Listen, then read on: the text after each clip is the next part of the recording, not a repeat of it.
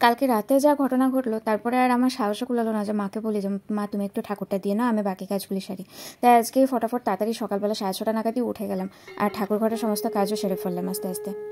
যদিও সবাই এখনও ঘুমে, আর আমি এখানে নিজের সকালে খাবারটা আগে সেরে নিচ্ছি, আর সঙ্গে সবার জন্য একটা পাতলা করে আলুর ঝোল আর রুটি বানিয়ে নিচ্ছি। কাল সারাদিন যাবতে মা একটুখানি অসুস্থই ছিল, কিন্তু বুঝতে পারিনি যে সন্ধ্যা রাত্র থেকে এই অবস্থা হবে। ভীষণ বাজে অবস্থা। মায়ের এমন অবস্থা যে নাকের থেকে রক্ত বেরোতে শুরু করে, আর এমনভাবেই রক্ত বেরোনো শুরু হয় যে কোনোভাবেই আমরা থামাতে পারছিলাম না। লাস্টে পরে মাকে নিয়ে হসপিটালে ভর্তি করতে হলো, এমনই বাজে অবস্থা হলো।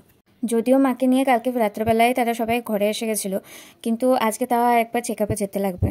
আর দেখা যাক ওখান থেকে কি বলে। আমি তো এখানে টেনশনে খুব অস্থির হয়ে রয়েছি, তার মধ্যেই ঘরের সমস্ত কাজ একে একে সারছি।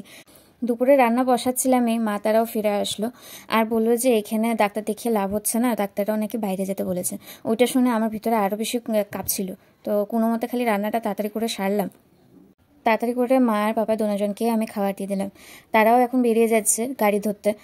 এমনই এক জায়গায় আমরা থাকি যেখানে কোনো ভালো ডাক্তারও নেই, তাই তারা দুজনেই বেরিয়ে যাচ্ছে কোনো এক জায়গায় ভালো ডাক্তার দেখাতে। এখন বাচ্চা প্রায় 6:30, আর মা আর বাবা দুজনেই পৌঁছে গেছে হসপিটালে। হঠাৎ করে কি হলো আমি বলছি তোমাদের, এই দুদিনও এর কারণেই আমি লাগাতার একটা ব্লগ দিতে পারিনি। মায়ের হঠাৎ করে প্রেশারে থেকে আর কি নাকের থেকে রক্ত বেরোনো শুরু হয়, আর সেটা এমন পর্যাপ্তই বেরোয় যে হসপিটালাইজ করতে লেগেছিলো।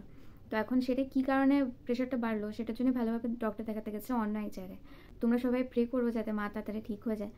আর আজকের মতো ব্লগটা এখানেই শেষ করছি। নিজেরও শরীরটা খারাপ, তার মধ্যে মায়েরও হঠাৎ করে শরীর খারাপ হয়ে গেছে। তো আজকে এখানেই শেষ করলাম, কাল থেকে আবার দেখা হচ্ছে। টাটা।